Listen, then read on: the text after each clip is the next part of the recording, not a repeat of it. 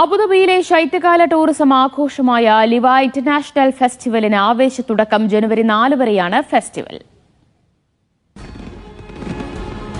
ലിവ sports ക്ലബ്ബുമായി സഹകരിച്ച് department of cultural and ടൂറിസമാണ് ലിവ ഫെസ്റ്റിവൽ സംഘടിപ്പിക്കുന്നത്.